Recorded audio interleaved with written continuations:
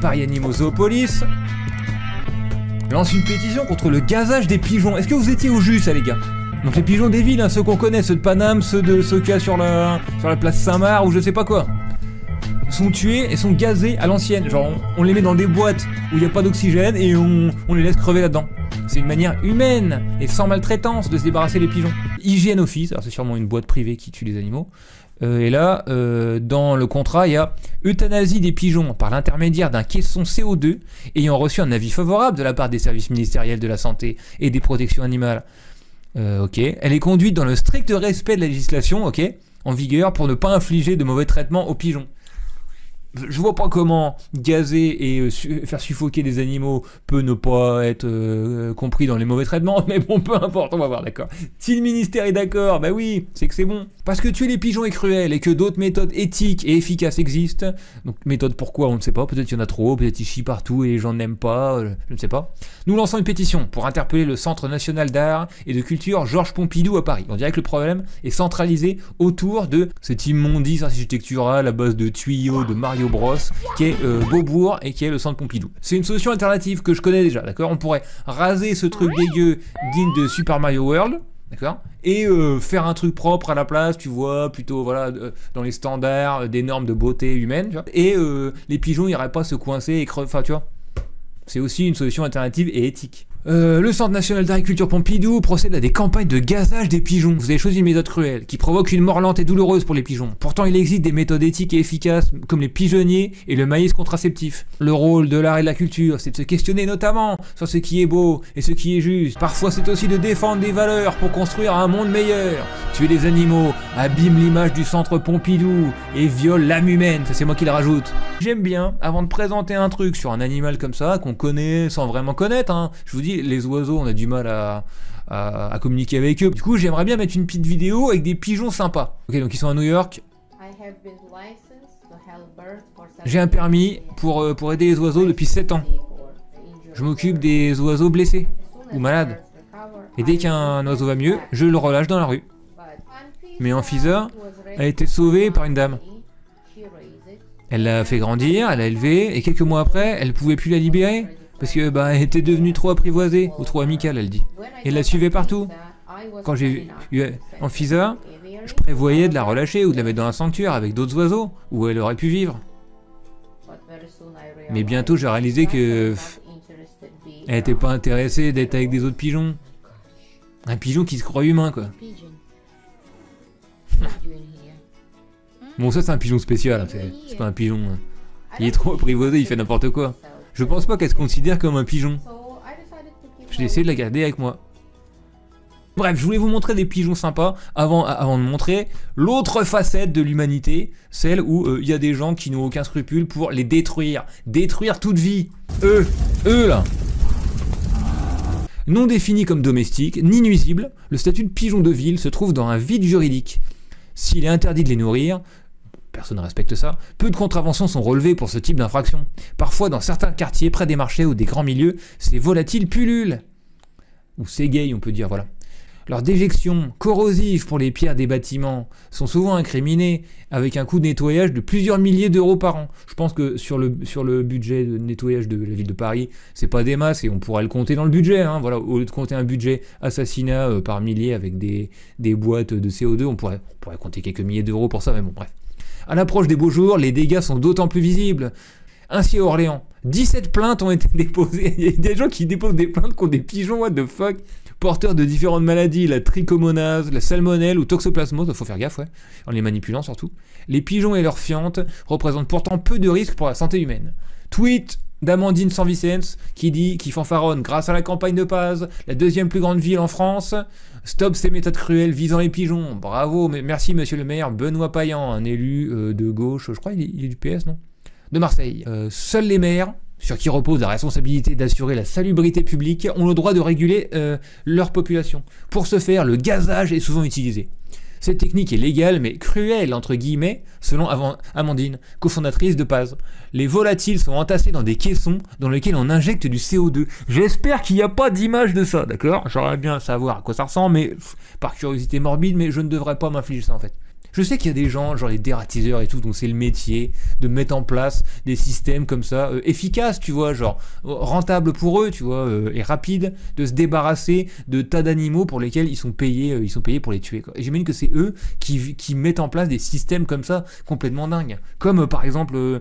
quand il y a des problèmes de rats ou de rongeurs dans les immeubles, c'est ces gens qui inventent des méthodes pour les empoisonner et que l'animal empoisonné ramène le poison dans sa famille et tue toute sa famille, etc. Il meurt, et ensuite il y a un de ses confrères qui vient, qui mange le cadavre, et lui il se contamine aussi. C'est ce qu'on appelle la contamination secondaire. C'est les gens qui ont quand même un esprit tourné de manière extraordinairement éloignée de la mienne. Mais bref, et donc là ils ont inventé des caissons de CO2 où on entasse des animaux pour les faire suffoquer tous ensemble, tu vois. Dans la panique des derniers instants, j'imagine. La mort est lente et parfois, si le dosage est mal effectué, ils peuvent être congelés vivants. Les oiseaux sont ensuite envoyés à l'équarrissage. À Orléans, les municipalités demandent à un prestataire de réguler la population des volatiles. En 2022, 1209 pigeons ont ainsi été gazés. Des méthodes non létales existent, on va voir ça. Pourquoi ne pas modifier l'environnement afin de le rendre moins attractif à ces animaux? L'association préconise l'installation de pigeonniers contraceptifs, lien immédiatement, dans lequel les œufs seront stérilisés en les secouant. Ah ouais, c'est vraiment à l'ancienne comme méthode, mais ok. Nous nous sommes rapprochés de Brest qui utilise une alternative. Nous allons également acheter du maïs contraceptif maintenant que nous savons qu'il y a peu de risques que cela impacte d'autres espèces. Il y a un autre souci en parlant des graines contraceptives. Les produits utilisés ne seraient pas légaux en France. Ah d'accord. On va plutôt tenter l'utilisation des coupelles qui rafraîchissent la lumière pour éloigner les oiseaux. La nicarbazine, c'est un anticoxydien qui rend stérile les pigeons, donné sur du maïs en nourrissage. Bon bah c'est ok, c'est 1 milliard de fois moins barbare et c'est très bien. Tours comme Orléans ont constaté que leurs méthodes n'ont des effets qu'à court ou moyen terme par rapport aux problématiques de salissure.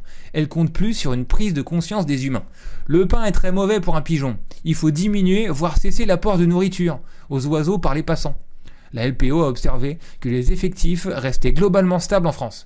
Mais à part Paris, aucune ville n'a demandé à comptabiliser le nombre de pigeons. Il y a des méthodes, elles ont l'air assez simples. Il y a des méthodes à la bonne franquette, comme on voit, secouer les œufs. Pour alerter l'opinion publique sur les pratiques des communes.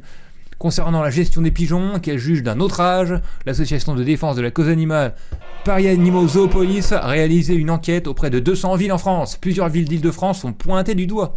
En Île-de-France, Enghien-les-Bains et Sarcelles, dans le Val d'Oise, Boulogne-Billancourt et Asnières-sur-Seine dans les Hauts-de-Seine, ou encore Étampes en Essonne, ont été épinglés par ces défenseurs de la cause animale. Nous leur avons écrit pour savoir quelle méthode elles utilisaient, cofondatrice de l'assaut. Ce sont des données publiques, nous leur avons donc demandé les contrats passés avec les sociétés. Problème, toutes les mairies ne jouent pas le jeu. Certains ont refusé de nous répondre et ont joué la montre, poursuit Amandine. Dans ce cas-là, on les relance et on les menace de saisir le tribunal administratif. C'est dans ce contexte que la mairie d'Étampes a fini par transmettre un devis établi par la société Cap Pigeon. Sur le document, il est stipulé que l'entreprise a pour mission d'assurer la maintenance des volières et des cages de capture et de gérer la population de pigeons avec 2 passages par semaine. Ces pigeonniers, c'est une mascarade. Ils sont détournés de leur but initial. Habituellement, ils permettent de limiter éthiquement les naissances en secouant les œufs. C'est une méthode non létale, mais à Étampes, ils sont uniquement utilisés pour capturer les pigeons. La souffrance de cette capture par cage est extrêmement violente pour les oiseaux qui sont stressés, qui peuvent se blesser ou même mourir d'épuisement, de faim, de soif, de chaud et de froid. Pas assure également que le devenir des pigeons capturés n'est pas précisé dans les documents administratifs que la mairie lui a transmis. Que deviennent ensuite les pigeons capturés? Sur cette question, le gérant spécifiait qu'ils étaient conduits jusqu'au siège de l'entreprise. Là-bas, les oiseaux sains sont séparés des oiseaux malades. Ça me rappelle les heures les plus sombres de notre histoire. Mais pour les pigeons. Les plus faibles sont euthanasiés, reconnaissait-il. Nous n'éradiquons pas le pigeon, nous faisons simplement en sorte d'avoir une population plus saine. Les oiseaux en bonne santé sont confiés à des colombophiles, des quarts de chasse ou des piégeurs agréés. Donc même eux, même les oiseaux en meilleure santé, ils se retrouvent envoyés en esclavage avec des chasseurs, tous des malades. Bon bref, selon l'entreprise, entre la consanguinité et la mauvaise nutrition, entre 70% et 80% des oiseaux capturés finissent euthanasiés. Donc la consanguinité et la mauvaise nutrition, c'est ta responsabilité, gros, si jamais tu captures des oiseaux, en fait. C'est-à-dire qu'une fois qu'ils sont capturés, c'est toi qui leur fais subir cette consanguinité et cette mauvaise nutrition. Je te le rappelle, Jean-Marc Machin de Cap Pigeon. Interrogé sur la question, le maire d'Étampes conteste avoir recours à des méthodes cruelles. Il y a des années, on a lancé des campagnes pour effaroucher les pigeons avec des faucons ou des éperviers. C'est totalement indolore. On ne peut pas faire plus respectueux dans la cause animale. Le maire explique même recevoir des menaces, attention, des éco-terroristes de Paranimo Zoopolis qui veulent sauver des pigeons. Chaque semaine, je me fais engueuler par ceux qui subissent des nuisances. Et de l'autre côté, je reçois des menaces venant d'associations qui défendent la cause animale. Nous les élus, nous sommes pris en étau. Les fientes, c'est extrêmement toxique. Ça pèse le poids d'un âne mort sur les bâtiments. Attends, j'ai bugué au milieu de la phrase là. Les références du gars, genre, il mesure tout en âne mort, tu vois. Une autre commune pointée du doigt par Paz, Boulogne-Billancourt, en région parisienne, est épinglée pour avoir recours à la stérilisation chirurgicale des volatiles. Ok, intéressant, je savais pas que ça existait. C'est une pratique assez rare en Ile-de-France, notamment dit. Une fois capturés, les pigeons sont triés. Ceux qui sont malades sont tués par gazage. Les autres subissent une ablation de l'appareil reproducteur. Il y a une forte mortalité post-opératoire. Okay. Le maire est revenu en séance publique sur le processus mis en place par la commune. Vous savez très bien qu'on ne tue pas les pigeons. On a tout un dispositif en place. Il suffit d'être efficace. Et on est efficace. Pause. Pour essayer de comprendre. Il y a plein de pigeons. Ok, d'accord, ils vivent là, d'accord, ils sont attirés par la ville parce qu'il y a, j'imagine, des endroits pour se protéger du froid, parce que ils préfèrent être tous ensemble, et qu'il y a de l'alimentation à disposition. Ok, c'est aussi pour ça qu'on va en ville.